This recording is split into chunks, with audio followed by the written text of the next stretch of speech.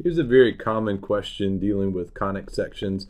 A lot of times what will be provided is some equation for a conic section, but it won't be clear what conic section it is. A ellipse, hyperbola, parabola, we just won't know because it's not in the form we would expect it to be given in. So what we have to do is use algebra to fit it into one of those forms, and that's what we mean by identify the conic and then graph it. And when we say graph, that assumes that we know all the information about it, like if it's got a focus or a vertex or maybe a directrix or so on and so forth. We know all those things based off of the form that we've put it in. So really the big thing is, first of all, deciding what conic section do you think it is? Like, where are we going to push this guy to go? Well, a couple things catch my eye. A couple things give this away. First thing I notice is that I have a y squared, but I don't have an x squared. And so if you had an x squared and a y squared, you would be thinking like ellipse or hyperbola, because those two forms have x squared terms and y squared terms. Because it's just a y squared and an x, that's what makes me think probably more like a parabola as opposed to like an ellipse or hyperbola. All right, now what type of parabola is it? Well, the way I would suggest doing this is look at kind of like a stripped down version of this. Is this parabola more like x equals y squared or y equals x squared? The well-known y equals x squared is a parabola that opens up, and if it was negative x squared, it opened down. So the y equals x squared model are the parabolas that open up or down. The x equals y squared, on the other hand, are obviously the ones that open left or right. So which one is more like ours if you kind of used a more stripped down version of this guy? Well, I think ours more resembles this type, the left-right type of parabola. And in fact, that's the case. This one is a parabola that opens left or right. All right, so if we know it opens left or right, then we have to do things like find the vertex, find the focus, find the directrix, and then use those things to graph our parabola. Now, I much more preferred to come at these from an intuitive approach rather than just straight memorization of all these things. The only thing I would really emphasize as far as memorizing is just the general form of a parabola that opens left or right. You kind of can't get away from that. You kind of have to know that. And that formula is this. It's y minus k squared equals 4p times the quantity x minus h. Okay, so that you're just going to have to buckle down and remember. I'm going to show you a way of intuitively figuring out these three things: the vertex, the focus, the directrix, and whatnot. So now that we have some place to go, let's push our equation in that direction. Okay, a couple things that I notice is our y terms here are not a perfect square, so we have to make them a perfect square. So we'd have y squared plus 4y, and there's a way you can force this to be a perfect square. That process is called completing the square. You've probably seen it in another course. If you've forgotten it, you might want to brush up on it a little bit. All right, so what's the magic number that we would need to put here in order to complete the square? Well, if you remember completing the square, you take half of this number, which is 2, and then 2 squared makes 4. Okay, now I don't really need the 4x and the 24 on the left-hand side. It seems like we need the x's more on the right-hand side. So let's move those terms that we don't really need to the right-hand side. We would have 4x minus 24.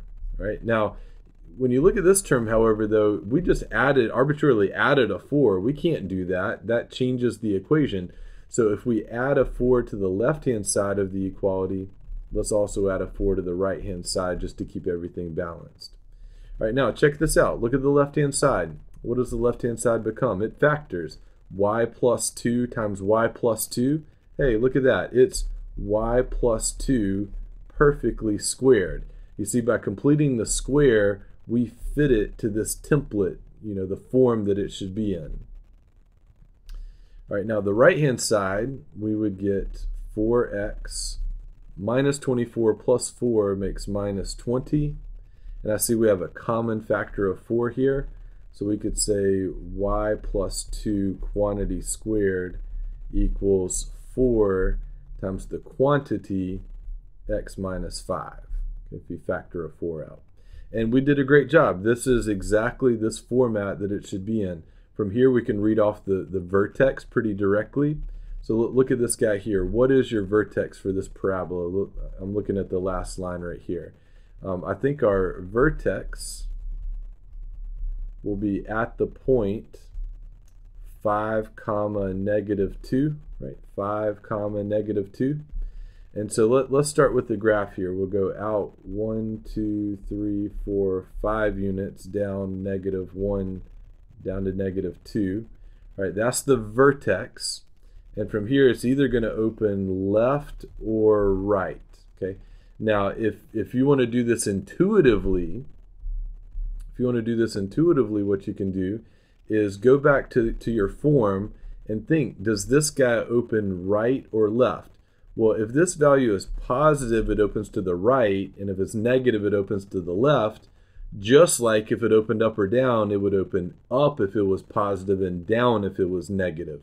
So this guy is going to open to the right.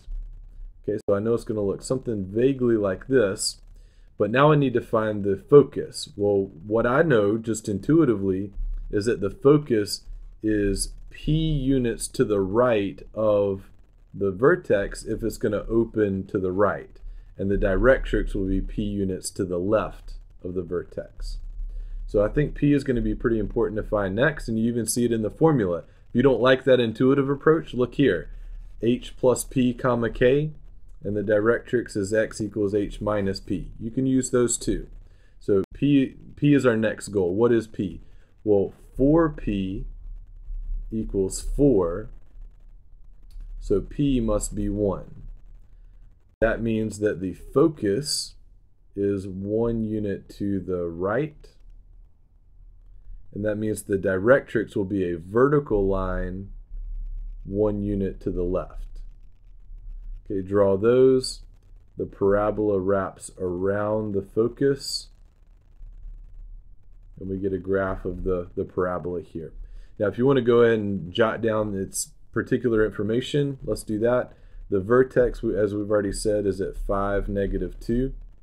Now, forget this formula. Let's see if we can do this intuitively. Where would the focus be?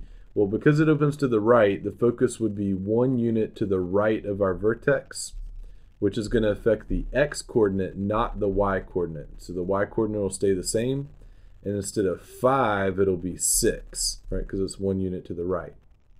The directrix will be a vertical line since it bends away to the right, away from that vertical line. The directrix would be x equals 1 before 5, so x equals 4, a vertical line at 4. So we got the graph, the focus, the vertex, and the directrix. We did it kind of intuitively. You're welcome to use these formulas as well, but nevertheless, the main approach was deciding what conic section it was and then pushing it in that direction using whatever algebra is necessary.